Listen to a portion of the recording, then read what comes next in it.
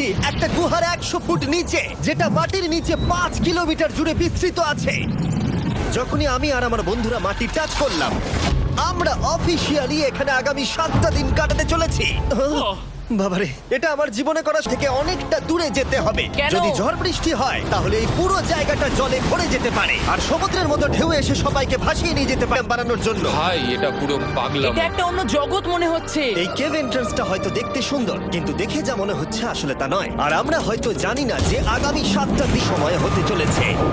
সব থেকে বাজে ডিসিশন।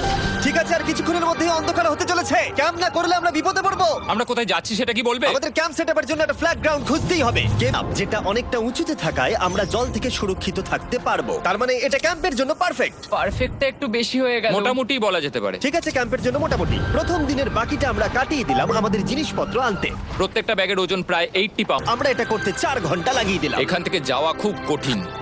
তারপরে আমরা সবাই বেস ক্যাম্পে ফিরে গেলাম। ঠিক আছে, আমরা এখানে লাইট লাগিয়ে দিলাম। চলে এসেছে। একটু ক্যামেরাটা ওদিকে দেখাবে? ওদিকটা কিন্তু ভয়ানক অন্ধকার, আর সবসময় এরকমই থাকবে। তাই আমরা ক্যাম্পিং গ্রাউন্ডের জন্য খুব বেশি কিছু করতে পারলাম না। কটা ফুটো দেখি। মনে হচ্ছে আমাদের হ্যামকগুলো ভালোই সাপোর্ট পাবে। আর তারপরে আমাদের সার্ভাইভাল গাইড জোয়ের সাহায্যে আমরা হ্যামক টাঙালাম। এই সরু দড়িটা আমার হ্যামকটাকে ধরে রাখবে। হ্যাঁ, ডিনার খেয়ে আমরা প্রথম রাত্রি ঠান্ডার জন্য তৈরি হলাম। আমি মিথ্যে কথা বলবো না, আমি যতটা ভেবেছিলাম তার থেকে এই হ্যামকটা অনেক বেশি কমফোর্টেবল। এই ঠিক রাতটা তো আছে না? বড় কেন ভাই? এই কেভটা 2.5 কিলোমিটার ডিপ, আর আমরা এখন এন্ট্রান্সের কাছেই ক্যাম্পিং করছি। কাল আমরা অনেক কিছু এক্সপ্লোর করব।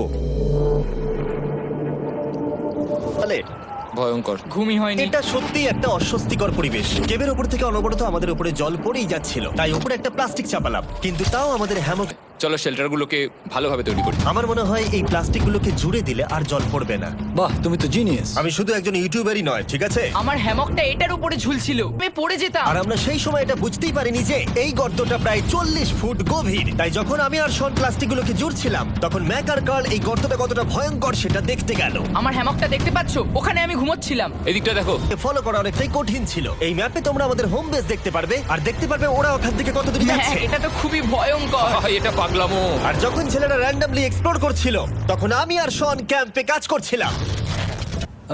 কারণ এটার থেকে পিয়ের গন্ধ বেরোচ্ছে। ইয়ো, এটার থেকে শেখা উচিত স্লিপিং ব্যাগ ভাড়া নিতে নেই। আমরা স্লিপিং ব্যাগ কেন ভাড়া আমি- নিয়েছি? কেন আমি আমরা জানি না। স্লিপিং ব্যাগগুলো কিনে আনতে পারলাম না? আর তারপরে আমরা এই দুটো প্লাস্টিক না, এই দড়িটার উপরে আমার জীবন বাজি আছে। আর তখন ওইদিকে ম্যাক আর কার্ল তখন ওই গর্তের মধ্যে। ও মাই গড, ম্যাক! আর শেষ পর্যন্ত ওরা তো ভাবলাম সবাই ক্যাম্প নিয়ে কাজ করবে। আমরা শুধু দেখাচ্ছিলাম জায়গাটা কতটা ভয়ঙ্কর। না পড়লেই হবে, তোমাদের স্কিল নেই।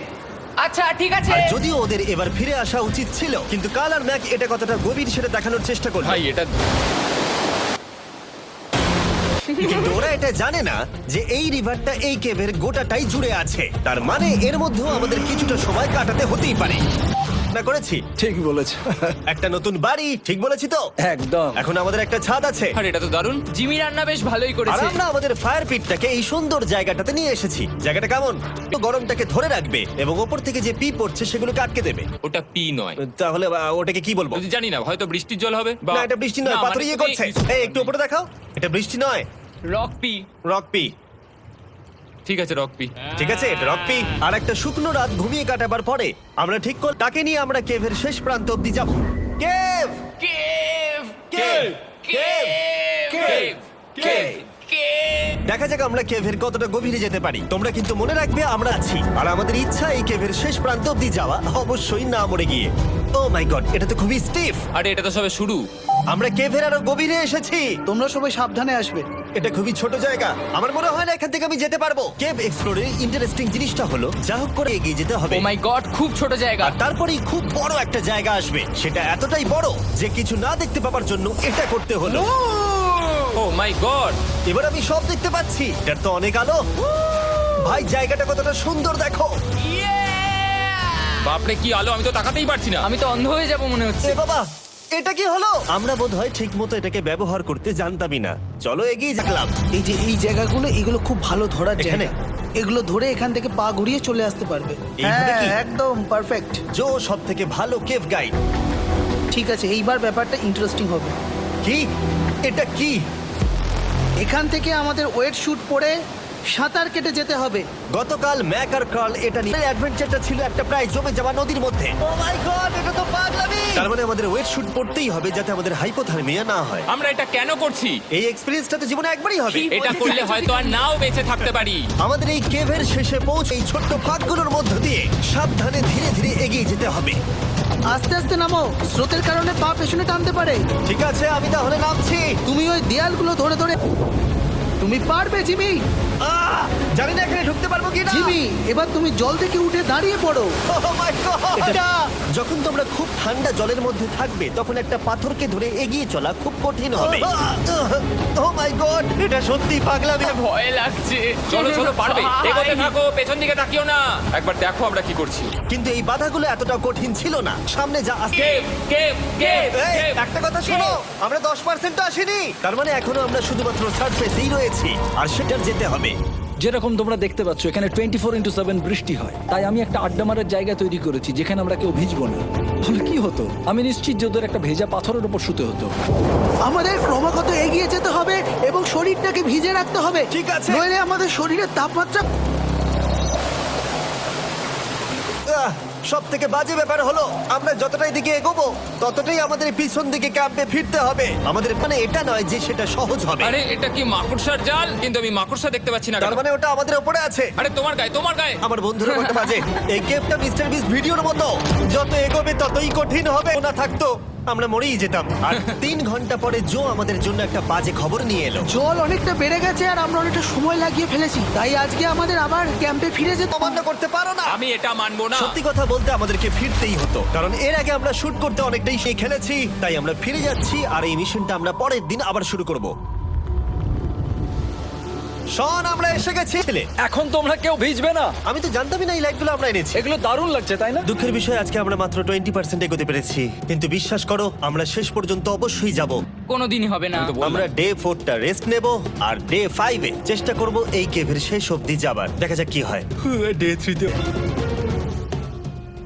আর কেভের ভিতরে 3টে খুব বাজে রাত কাটাবার পরে পরের দিন সকালে আমাদের মাথায় শুধু একটাই কথা। শাওয়ার চাই, তবে আমি এখন একটু শান্তি পাবো। ও, এখন শাওয়ার পেলে কিন্তু দারুণ হয়। আমি চান করিনি প্রায় 3-4 দিন হয়ে গেল। তোমরা নিশ্চয়ই জানো কেভের মধ্যে শাওয়ার করা সম্ভব নয়। আমাদের অনেক রিভার বেডের কাছে পৌঁছতে হলো। ও মাই গড! আমি আমার ব্রেনকে ফিল করতে পারছি। আমি এভাবে ব্রেনকে ফিল আমার করিনি। কপালটা জমে গেল পুরো। চলো ড্রোন দিয়ে মাথার চুলগুলো শুকিয়ে নি। এদিকে এসো ড্রোন। ও দাঁড়াও, করছে। ড্রোন থাকতে হেয়ার ড্রায়ারের কি দরকার? আর চুল শুকানোর পর আমরা জোয়ের সাথে জার্নির প্ল্যান করতে বসলাম। এটা কি জো? এটাই কেভের ম্যাপ। আগেরবার আমাদের থামতে হয়েছে কম হচ্ছে, তাই কালকে আমরা নিশ্চয়ই এই কেভের শেষে পৌঁছে যাব। এটা ভয়ঙ্কর হতে চলেছে। প্রথমে আমাদের কালকে যেখান দিয়ে গেলাম সেখানে হবে। এগুলো সবকটা আমরা যদি পার করতে পারি তাহলে আমরা গ্লো ওয়ার্ম চেম্বারে পৌঁছে যাব। কেমন দেখতে তুমি সেটা বলো না, আমি তোমাদেরকে সারপ্রাইজ দিতে চাই। তোমার মনে হয় আমরা পারবো? ওইসব বাদ দাও, আমরা ঠিক কালকে পৌঁছে যাব। কালকের প্ল্যান আমরা চক আউট করে সবাইকে চিয়ার্স। জো এই প্রথমবার ফেস্টিভ্যাল ও, স্পোর্টস দারুণ। খাচ্ছে। জো সত্যি কথা বলবে। এটা দারুণ। তাহলে ভালো লাগলো? এটা দারুণ। আমরা এই চকলেটটা আগে কেন বের করিনি? এটা এমনি চকলেটের থেকে 10 গুণ ভালো খেতে। সত্যি কথা বলতে তো, কালকে আমরা পুরো কেভটা এক্সপ্লোর করব।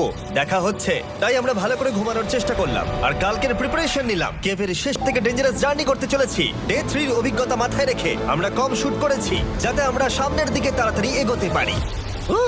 জলটা খুব ঠান্ডা।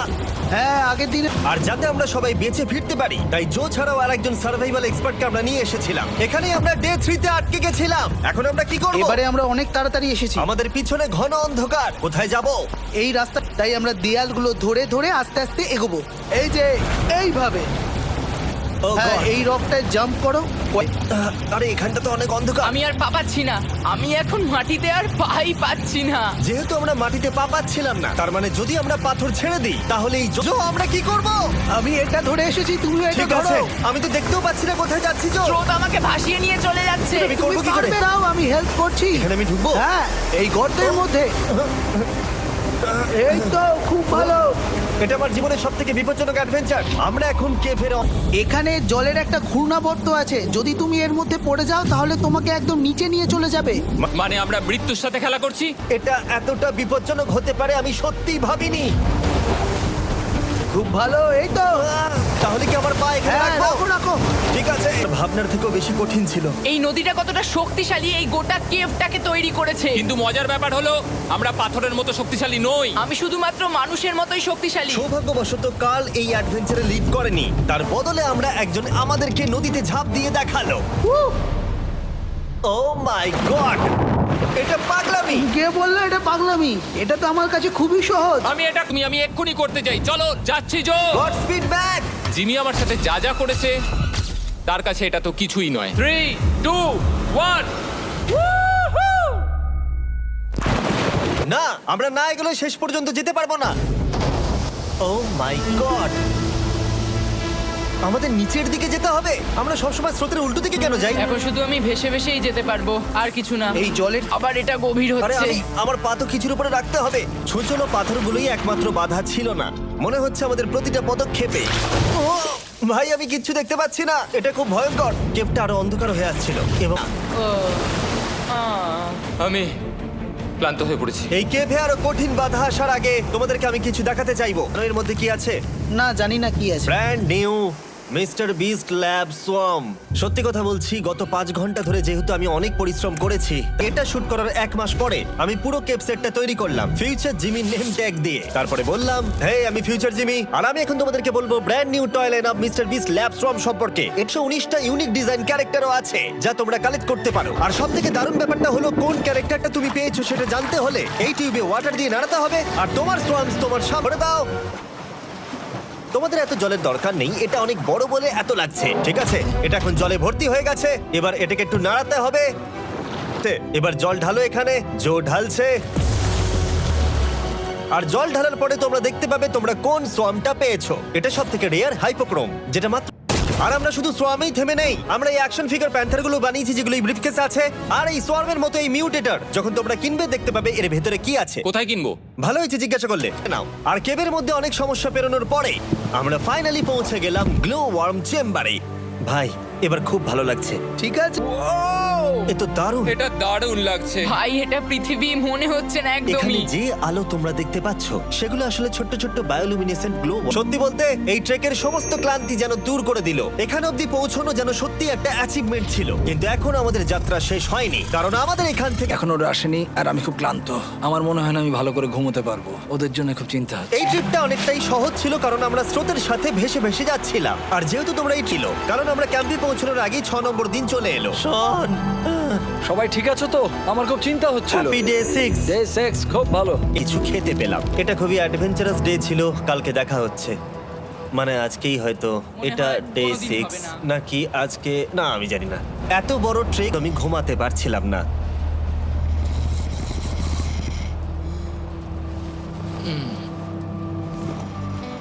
দিয়েছি 7 দিন রাফটে থেকেছি, কিন্তু সত্যি কথা বলতে এটা সবার থেকে বেশি কঠিন ছিল, কারণ সব সময় ভিজে ঠান্ডা।